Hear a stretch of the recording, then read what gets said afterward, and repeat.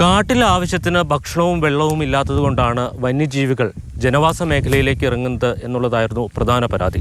ഈ പരാതിയിൽ എന്തായാലും വനം വകുപ്പ് കാട്ടിൽ വന്യജീവികൾക്ക് ഭക്ഷണവും വെള്ളവും ഒരുക്കുന്ന ഒരു പദ്ധതി നടപ്പിലാക്കി.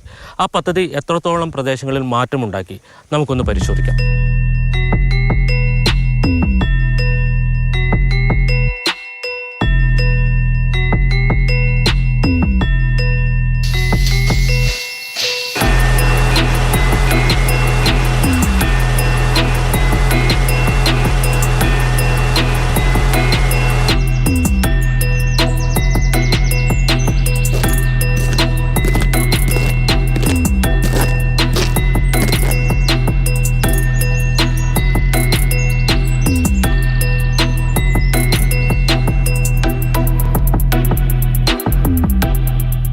ഇടുക്കി വന്യജീവി സങ്കേതത്തിലെ കിഴുകാനം സെക്ഷന് കീഴിൽ ആനക്കുഴി എന്ന് പറയുന്ന പ്രദേശത്ത് വനം വകുപ്പ് നവീകരിച്ച ചെക്ക് ഡാമാണിത്.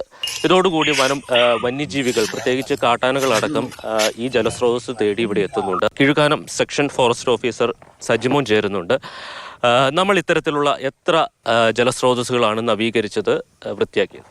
ഏകദേശം 20ഓളം കുളങ്ങളും 16ഓളം ചെക്ക് ഡാം നവീകരിച്ചിട്ടുണ്ട്. ഇപ്പം നമ്മളിവിടെ കുറെ കുളങ്ങളൊക്കെ വൃത്തിയാക്കിയിട്ടുണ്ട്. അങ്ങോട്ടൊക്കെ ഈ വന്യജീവികൾ വരുന്നുണ്ടോ? ഉണ്ട്. വന്യജീവികൾ ആന അടക്കമുള്ള വന്യജീവികൾ ഇത് വെള്ളം കുടിക്കാനും ഒക്കെ ആയിട്ട് വരുന്നുണ്ട്.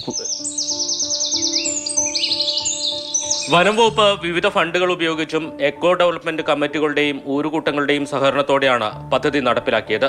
ഇടുക്കി ജില്ലയിൽ കുളങ്ങളും പടുതാക്കുളങ്ങളും ചെക്ക് ഡാമുകളും ചതുപ്പുകളും അടക്കം 100ഓളം ജലസ്രോതസ്സുകൾ നവീകരിച്ചു.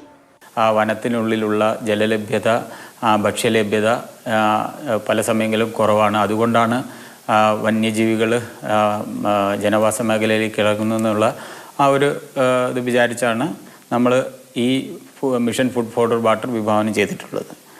വനമേഖലയുമായി അതിർത്തി പങ്കിടുന്ന മേഖലയിൽ ചില മാറ്റങ്ങൾ ഉണ്ടാക്കാൻ പദ്ധതിക്ക് കഴിഞ്ഞിട്ടുണ്ട്.